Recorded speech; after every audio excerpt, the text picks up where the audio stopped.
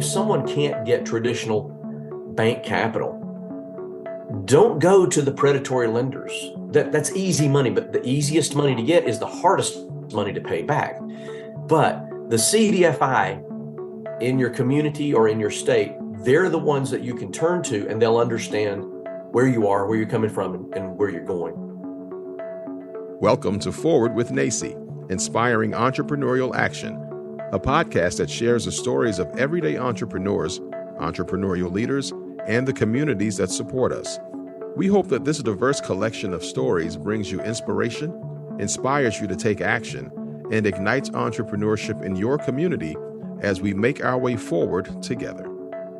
Welcome to this episode of Forward with NACCE. I'm Rebecca Corbin, and I'm very happy to have a special guest in our studio today, someone that I've known for the past couple of years that's doing some really interesting and impactful work in the entrepreneurial space. So I'd like to welcome Russ Seagle to our program. Russ, you're the executive director of the Sequoia Fund, among other things. So why don't we begin our conversation and tell us a little bit about your background. Who are you?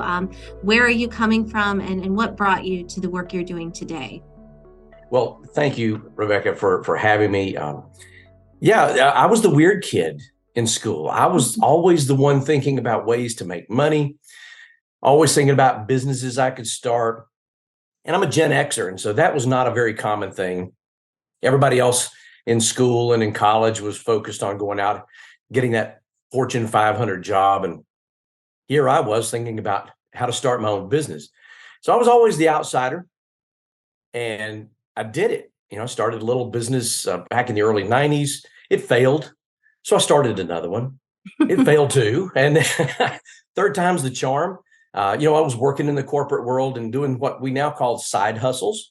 Mm-hmm. And this side hustle turned into something, and I ran with it. Later on, my wife, who is a community college math instructor, she said, I think there's this job that you should apply for.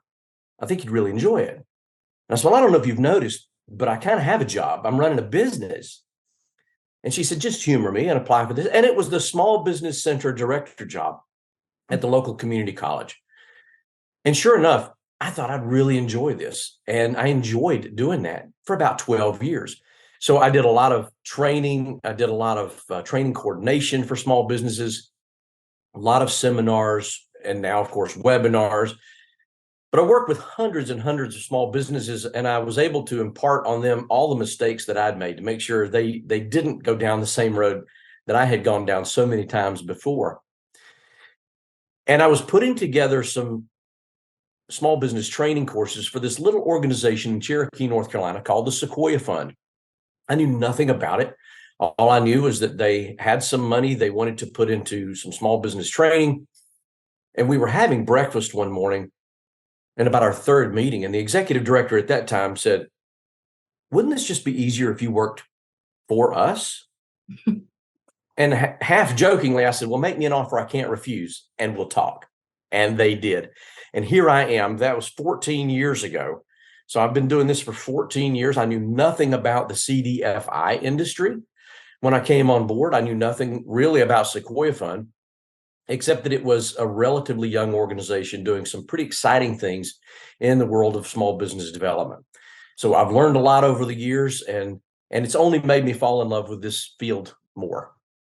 Yeah, what an interesting journey. And I always think about that because I'm a Gen Xer too, and a bit of an oddball myself. And I never really felt like I found my place until I got to the community college about 15 years ago. I worked for one in New Jersey for 6 years and then came over to NACCE. And I think what's interesting is if you think about the entrepreneurial mindset, which I know you do a lot of work in that way, you mentioned a couple of things. It's looking at assets. So even if you look at sort of our generation being latchkey kids, if you will, go entertain yourself, go do something, make yourself useful, like the opposite of what helicopter parents would be today.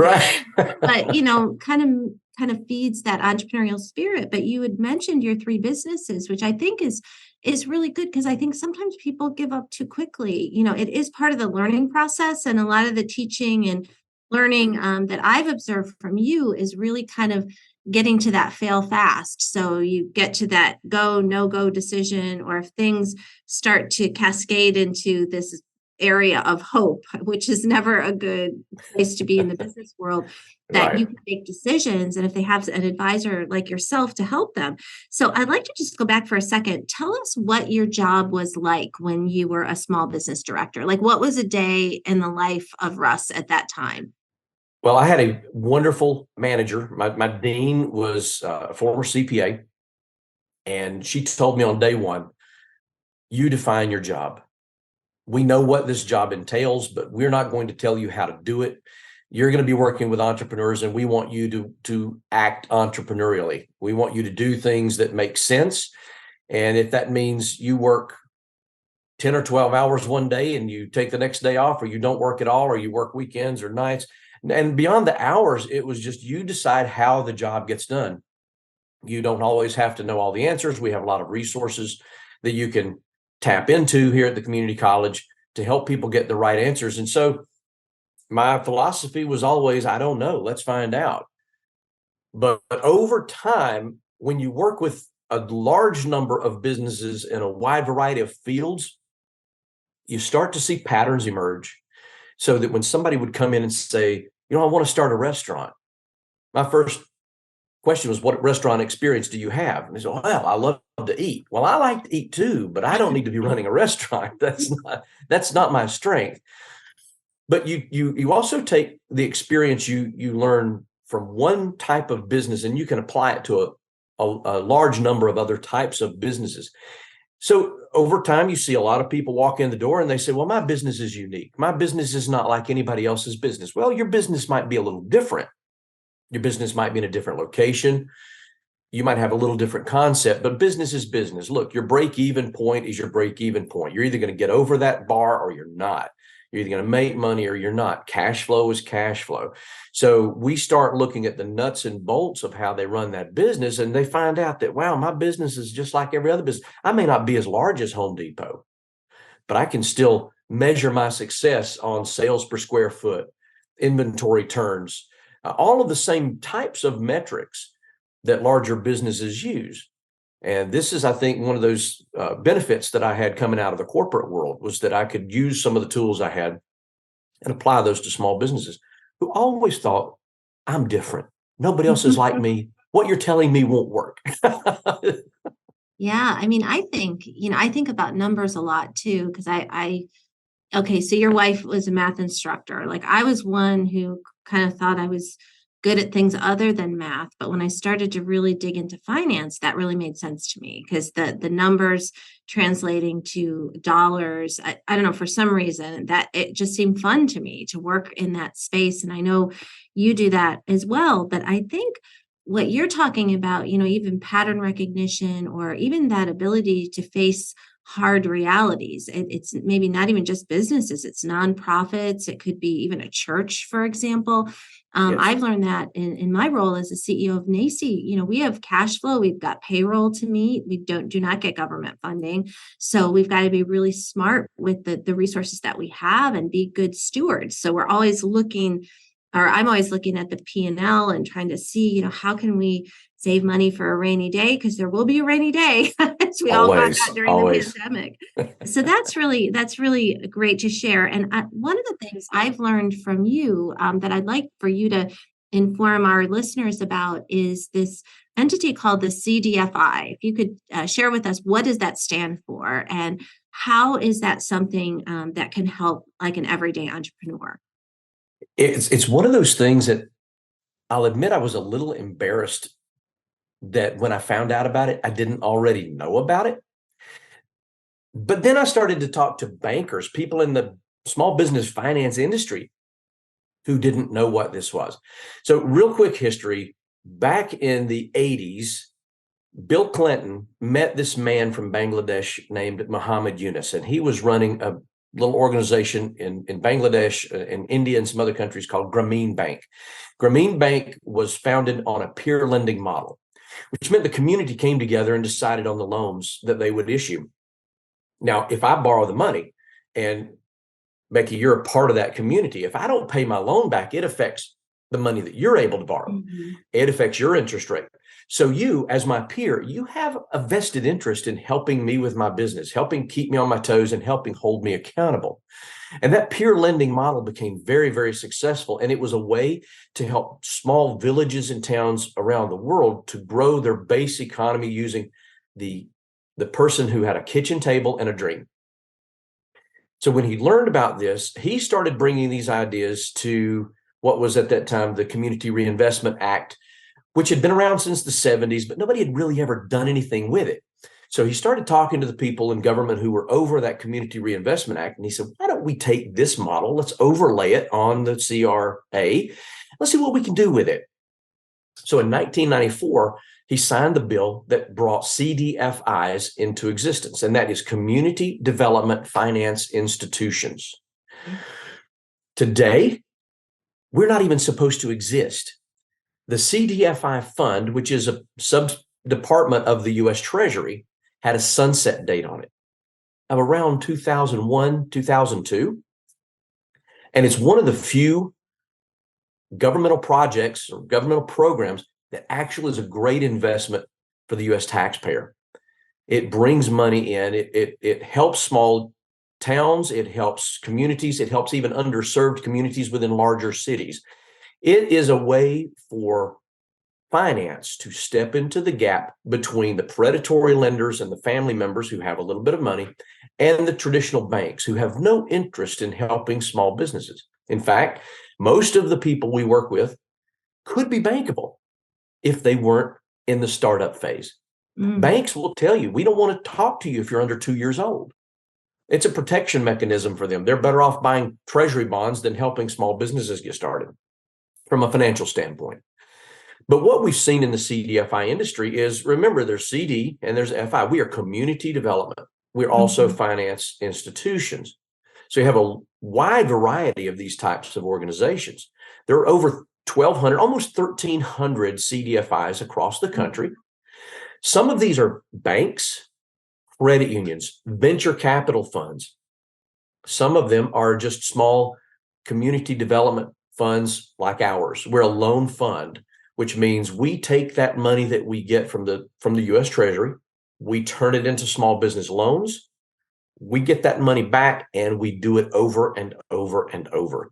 When I first came to Sequoia Fund, we had a portfolio of around 3 million. Our portfolio now is around 7.5 million.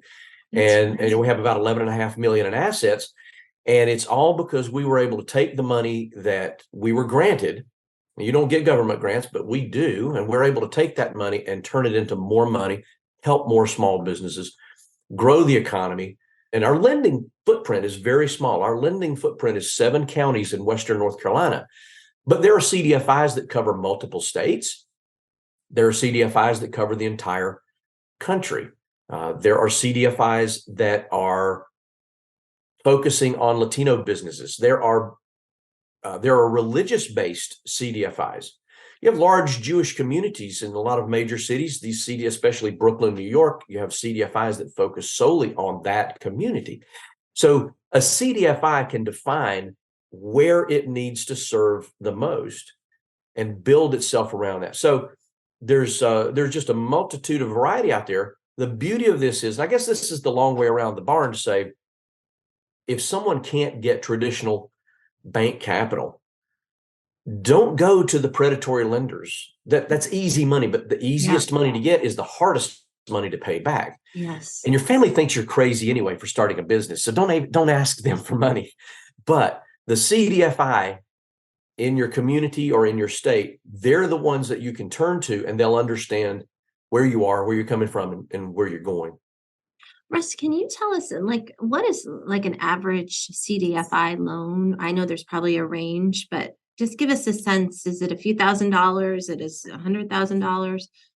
It depends on the CDFI. Again, there's a lot of different variety within the CDFI industry, and you have some CDFIs that focus solely on larger, high impact, high growth businesses. So their average loan size is going to be much larger. For us, our average loan is $34,700. So not world-changing numbers, but definitely family-changing numbers, future-changing numbers, community-changing numbers. And you have a lot of CDFIs that focus on micro lending, which is defined as 50,000 and below.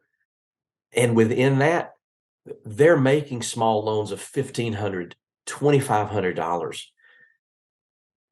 But even those small amounts can change lives when there's Oh, no yeah, other alternative. definitely. I mean, one of the things I love about our partnership with you is NACCE's work around the skilled trades and how we see entrepreneurship being infused into skilled trades.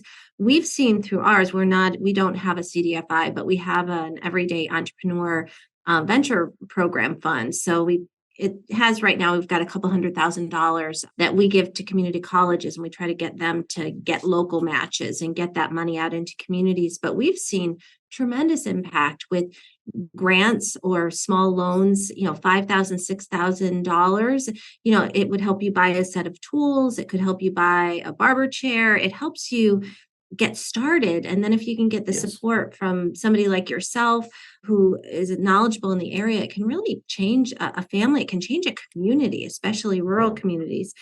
And I And know part as of our part of the time, part of the problem, and I know our time is short, but part of the issue that you're talking about there is the person who needs a barber chair or the person who needs a set of tools. They're going to walk into the bank and they're going to say, "I need $1 million," because they don't know. Everybody wants $1 million.